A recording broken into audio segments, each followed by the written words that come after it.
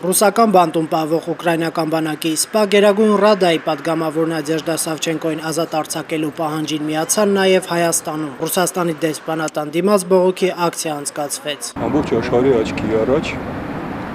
խիզախ կին հայրենասեր ազատամարտիկ Ուկրաինայի ՍՊԱ Նադիա Սավչենկոն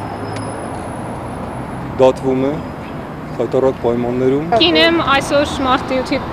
ասում են տոնն է, ես այդ տունը չեմ ընդունում։ Հուսամ, որ այսօր այս տոնը ուղղակի իմ համար կխորհրդանշի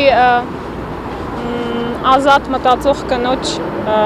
ազատագրումը։ Նադեժդա Սավչենկոն սպառնում է 23 տարվա ազատազրկում։ 34-ամյա օդաչուն ռուսական բանտում է հայտնվել 2014 թվականի հուլիսից Ռոսիա պետական հեռուստաընկերության երկու լրագրողի սպանության մեջ ներգրավված լինելու եւ սահմանն ապօրինի հատելու մեղադրանքով։ Սավչենկոն մեղադրանքը համարում է անհիմն հայտարարելով, որ ռուս անջատողականներն իրեն առևանգել են։ Պատկերացրեք, եթե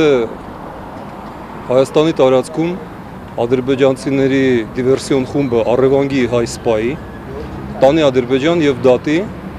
հայրենիքը պաշտպանելու համար։ Մարտի 3-ից Սավչենկոն հացադուլ եւ ջրադուլ է հայտարարել, պնդելով, որ դատավարության ընթացքում խախտվել են իր բոլոր իրավունքները։ Ենթադրյալ հանցագործությունը, որի մեջ մեղադրվում է Սավչենկոն, դեռ առանձին հարց է ինչքանով Սավչենկոն առնչություն ունի այդ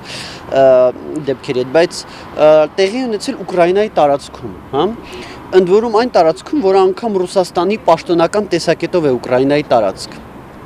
Եվ որևիցե լիազորություն Ռուսաստան Դաշնության դատարանը դատելու, ուրեմն կամ վարելու Ուկրաինայում տեղի ունեցած հանցագործության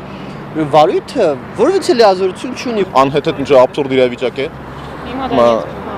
Ինչ որտեղ ինքը երևի իմ պատկերացումով այսօրվա ժաննը Ուկրաինայի։ ԱՄՆ եւ ԵՄ պաշտոնյաներն իրենց մտահոգությունն են հայտնել Սավչենկոյի վիճակի համար եւ կոչ արել ազատ արձակել նրան։ Ռուսական իշխանությունները թույլատրել են ուկրաինացի բժիշկներին մարտի 9-ին նրան այցելել։ Նույն օրը նշանակված է նաեւ գործով հաջորդ դատական նիստը։